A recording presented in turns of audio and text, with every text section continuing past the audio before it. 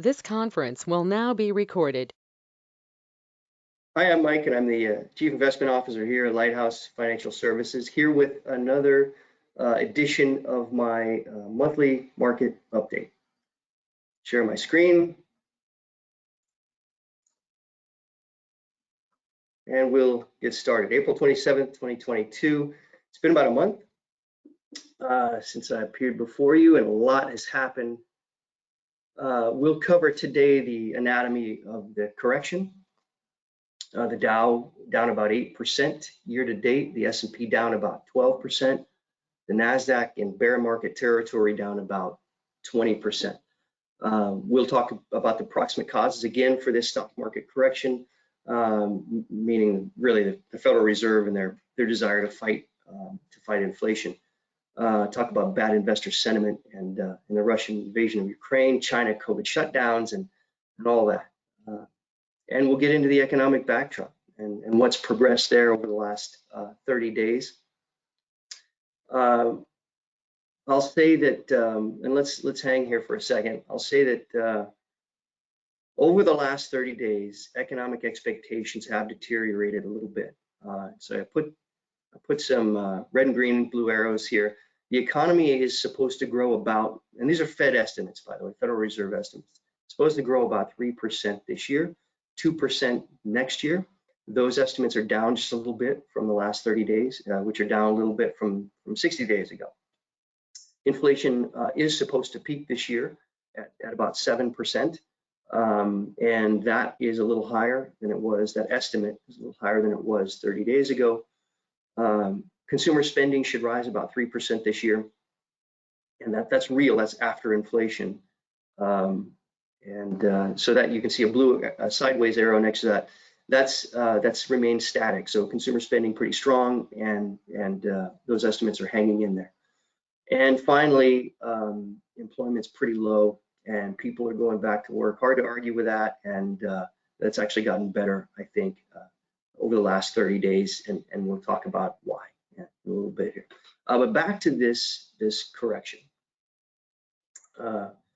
Okay, here's the stock market, chart of the stock market. You see this every time. You've got the 34% bear market when COVID hits, quickly recovers, bull market run of over 100%. At some point, you gotta give back some, right? That's just how things work.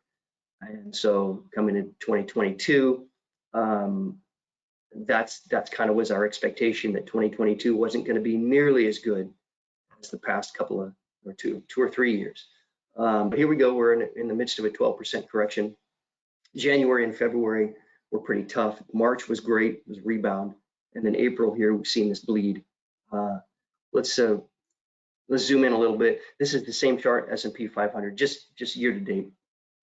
And we know, looking at history, that the market has a predisposition to sort of, fall and then find a low, kind of bounce reflexively off of that low, and then come back down at some point to retest to see if that low really is durable. Well, that's what we're doing right now. That's the point of April, why we've seen losses lately, and you're only about 1.5 to 1.8% away from retesting that low. That is our call. We think we will fall to that level to retest that, and then we'll see. Do we bounce higher? Do we churn around for a while, or do we drop through that level?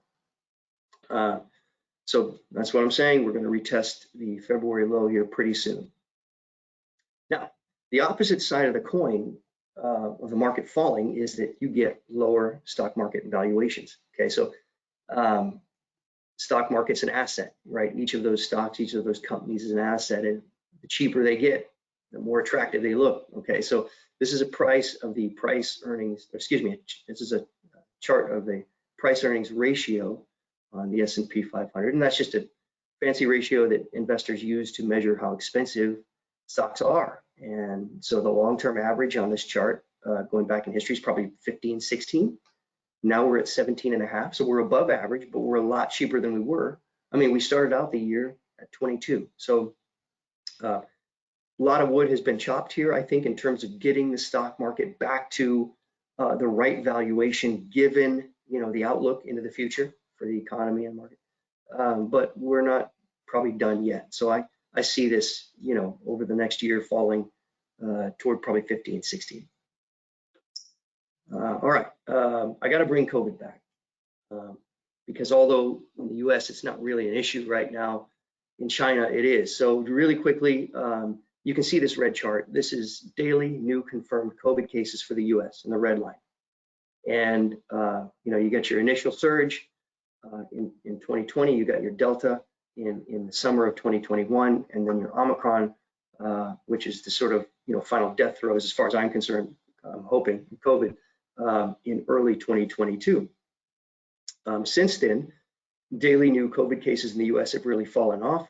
Our vaccination rate in the US is over 70%, and we've sort of made it endemic.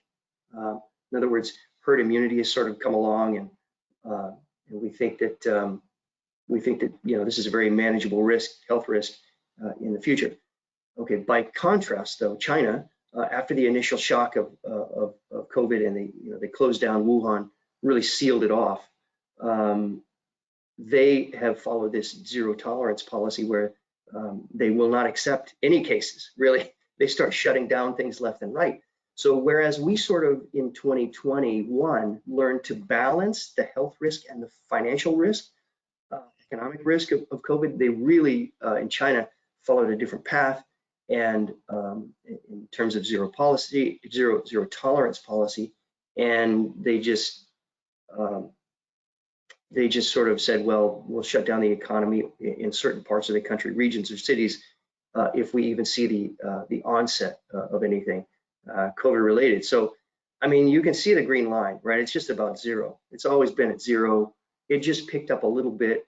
15,000 cases showed up in Shanghai, and they shut the entire city down. Yes, probably an overreaction, right? But they followed a different path, and they refused to use Western vaccines. They're using their own with lower efficacy, and yet efficacy doesn't even last as long as with ours. So I'm not showing you this to get on my soapbox and tell you that China's doing this wrong. What I'm saying is that we thought we're out of the woods, and they're dragging the global economy down a little bit again. So it's really the financial, it's really the economic risk that really hasn't gone away. So Shanghai is a big hub for business, and 27 million people shut down, all those factories shut down. So that's going to delay healing of the global supply chain. For how long, we don't know. What's the magnitude of the impact? We don't really know yet.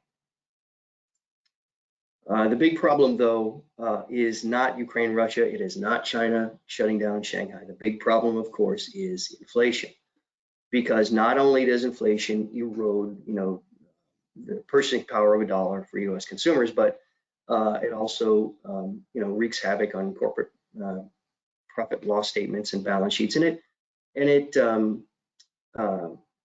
also forces the Fed to act, and that's really what we're concerned about here. For quite a long time, the Federal Reserve, after the housing crisis, was in stimulus mode, and they were providing just extra stimulus. And it got to the point in 2021 where we didn't need it anymore. The economy was doing just fine, but they were still producing the stimulus. And the federal government as well. Congress and the president just keep pushing the stimulus button. The problem is, in the words of a very famous investor, Professor Jeremy Siegel out of Wharton, do you think this is free? No, it's not free. So at some point, you got to shut off that spigot, and there's an adjustment that has to be made in capital markets and in the economy. So inflation has continued to accelerate, and you can see these are just two measures. The black line is from the New York Fed. That's their method of measuring inflation, and the blue line is more what the Federal Reserve tends to prefer to look at, but there's a small difference, 5.4% or 5.8. It doesn't matter. The fact is that the lines are going up at quite a steep angle, and the Fed's long-term inflation target is 2%. We think they're going to have to raise it to 3%, which is, we think, more realistic, especially if you look back in history. But either way, they've still got to bring it down from 5.5% to 6% to back down to 3. So their hand is being forced. That, let's remind ourselves, that is the main issue here. And I'll explain further. So the Fed uses as one of its policy tools interest rate hikes, and the Fed controls this policy interest rate called the Fed funds rate, and that impacts the banking sector because they're the banking sector's regulator.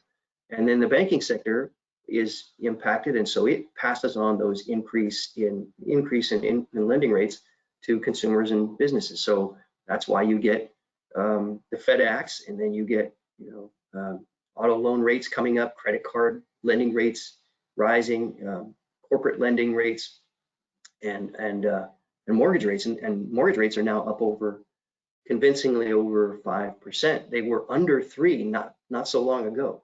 So this chart just shows the degree to which the bond market is expecting interest rates to rise. This is the Fed funds futures, meaning by December, the bond market's already expecting that the Fed will have raised interest rates by another 2.5 percentage points. And so I want to go back to the concept of chopping wood. A lot of the wood's been chopped already, not all of it, but when the Fed uses language as a policy tool, in other words, they're talking down markets, they're telling you, hey, we're raising interest rates and we're going to raise them aggressively. And not only that, we're going to be selling bonds and reducing the size of our balance sheet. We're done with stimulus, you have to fight inflation. All those words, that language talks the market down. It's part of the reason why we're having this stock market correction, why the bond market correction is no less worse, by the way, than the stock market. So it's kind of good that the Fed is talking down markets, but the markets are listening, and interest rates are going to rise. Some of it's been built in, a good amount of it, I would argue, but not all.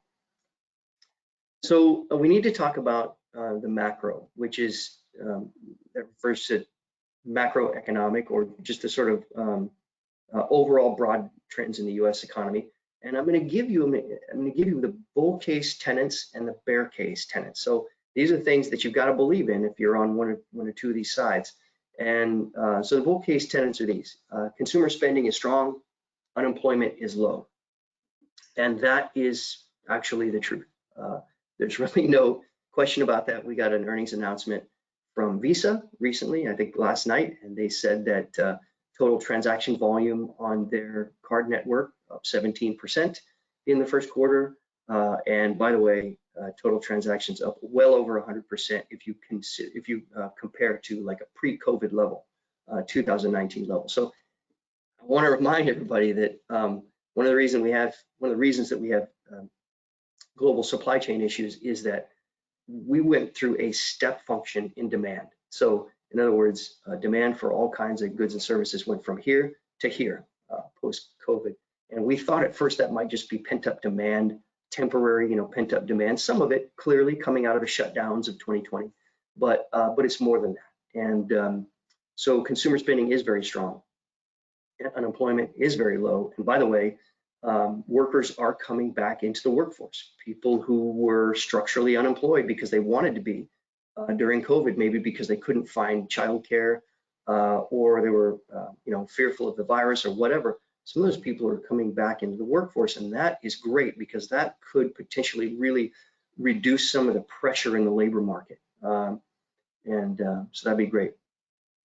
The next tenet: inflation has likely peaked and supply constraints will ease. All right, yes, but in what time frame? This has been a tougher thing to believe in lately, just because with the China shutdown of Shanghai,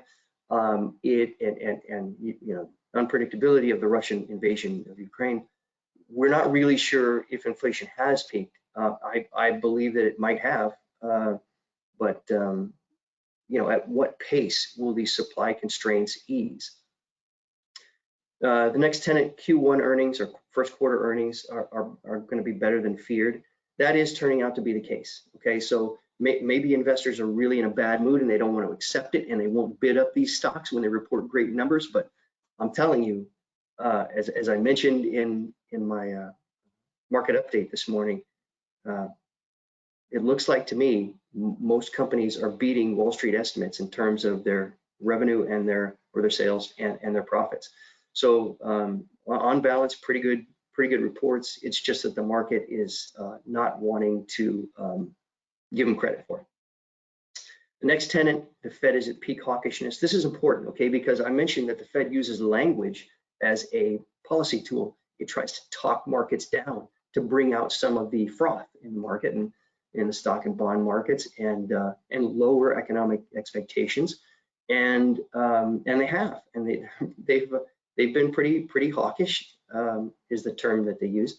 So are they at peak hawkishness? That could be. I mean, if they can talk down the markets enough where later on they don't have to do as many rate hikes, they don't have to sell as many bonds to reduce their balance sheet, then wow, that's great. Because remember, it's been mostly talk and not mostly actual financial moves, but they've been threatening. And so this is a big point of debate. I happen to believe that they probably are at peak hawkishness right now, and hey, let the markets build that in. That's great. Finally, the concept of TINA, that is, there is no alternative. Where else can you invest? And I still believe that long term, the stock market's probably your best option for decent inflation-adjusted returns. The bond market has suffered lately, but I think there's more wood to chop before it becomes an attractively valued asset class. Some of the other asset classes out there, I think you could argue that commodities have probably run too far, too fast. Easy money's been made, and then real estate, same thing. So again, long term, if you're focused on anything greater than the next 6 to 8 months, then it's probably the place to be. Okay, and then the bear case. 3 basic tenets. Inflation may have peaked, yes, okay, but will probably stay high for some time. And that really plays into the second tenet, which is the Fed's focus on fighting inflation will end up destroying demand. So if inflation doesn't peak out soon and start to fall, and it doesn't need to do that in a month or two, but if we don't see any real progress, the Fed may have to follow through on their entire plan of interest rate hikes and constrain the economy. They'll end up, denting demand, and that could possibly end up pushing the economy into recession. Now, and I'll have just a little bit more to say about that in a minute, but the final tenet is that the yield curve did recently invert, and that historically has been a sign of coming recession. Now, a inversion of the yield curve sometimes predicts more inflation, more recessions than actually do show up, but it's still an important indicator. And all that means, really, it's jargon, but all it means is that for a brief moment in time, longer-term interest rates, like 10-year interest rates in the economy, bond rates, were lower than really short-term interest rates, and that's because the Federal Reserve is raising short-term interest rates, and there are a number of other factors that made that happen. But the fact is that that's not normal, right? I mean, you expect if you take out a 2-year loan, you expect to pay a lower interest rate than if you take out a 10-year loan. That's normal, and that's what you want to see in a normal economy. So this inversion of the yield curve, where you get longer-term interest rates and they're lower than short-term interest rates, that's not normal. It's a sign of weirdery, right? And it just turns out that it can be a cause, not a cause, but a signal of an oncoming recession, and that really makes me think I need to go through the recession checklist with everyone. So here it is, and this comes from Omega Advisors, a big hedge fund with some important investors like Leon Cooperman. Anyway, the first one is, hey, are you seeing accelerating and problematic inflation? Yes, unfortunately, we do have to put the red check mark by that one. Or do we have a hostile Fed? Yep, absolutely. They are committed to fighting that inflation, so red check mark. The next one, signs of oncoming economic recession. Do we see any sort of signs in the economy of dangerous slowing? And this is really a question mark. And I'll tell you why. Yes, the economy is slowing. There's no doubt about it. And that's because the economy in the US grew 5.7% last year in 2021. That's unrealistic and it's unsustainable. That was great, but you have to slow coming off of that. I mean, long-term US economic growth averages somewhere between 2 and 3%. Okay? And after the housing crisis, the decade after that was more like 2, not 2.5 to 3. So yes, you're going to have some slowing. There's no doubt about it. The real question is, are we going to get dangerous slowing? Like, okay, so are we going to the Fed's estimate of 3% this year? Fine, great. Or are we going to 0? That's the big question. We just don't know. I doubt we're going to 0 or negative. To have a recession, by the way, the definition widely accepted is that you have 2 quarters in a row of negative economic growth. That is, the economy is actually contracting. Those episodes are rare. I just don't think there's enough conclusive evidence here to say either way.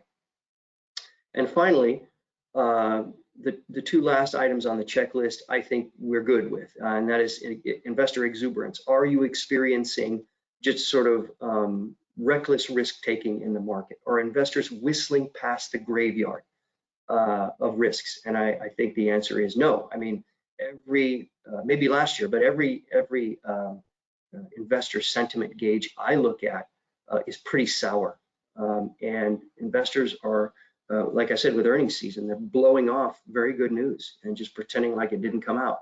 So one clear sign of that is that you look at stocks like speculative newer stocks like Coinbase or Rivian, and they're tanking, and that's great, because what it means is that reckless behavior, people sort of going out and borrowing on margin to invest in speculative stocks, that's all dried up.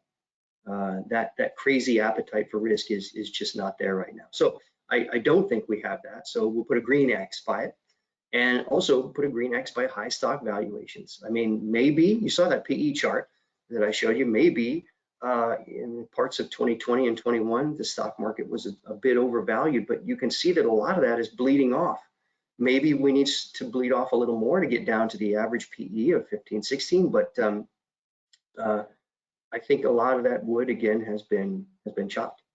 So because of that, we just don't see any conclusive sign that we're going to enter recession. Now, remember, the stock market fell 20% in 2018 with the Fed raising interest rates and a growth scare, and we didn't fall into recession. I could go back to 2011. The stock market fell 20% again on growth scares and the European financial crisis and all that stuff, and did not fall into recession. So we don't make this call lightly. We just don't see conclusive evidence to lead us in that direction. I got to say a few words about corporate earnings as well, because we're in the middle of earnings season, and every public company has to report their sales, their profits, their business trends. You get numbers and you get commentary. It's great. It's very helpful for investors, and we're just not seeing a negative trend here. You can see in this chart from Zacks Investment Research, by the way, and they compile all the real, past numbers and then the expected numbers in the future. They compile all those expectations from Wall Street analysts and economists. Okay, so 2021, I want you to focus on this big green bar, 50%. So U.S. corporate profits in aggregate, the S&P 500 companies grew profits 50%. That's out of control, too high, right? That's great, we'll take it. But you've got to have, again, you have to have slowing. You've got to come back to some kind of reversion to the mean, some kind of norm. And that's what we see in 2022 with 8% earnings growth and about 6% sales growth. That's great. If we get this, that's great. And if you can follow on the heels with these 2023 numbers of almost 10% earnings growth and 5% revenue growth, that's great. I think you avoid recession. These are current expectations. And I'm not seeing those expectations eroding day by day, week by week right now. Just not seeing it. Okay, so we're monitoring that, and that's got to be that's a green. That's one of the positives that we see right now. So look, on balance, and I'll put up the disclosure screen. You can read this or not. But I want to say a few words about how we are addressing this situation in our investment strategy and our approach to investing. I've already said that we are a long-term investment shop.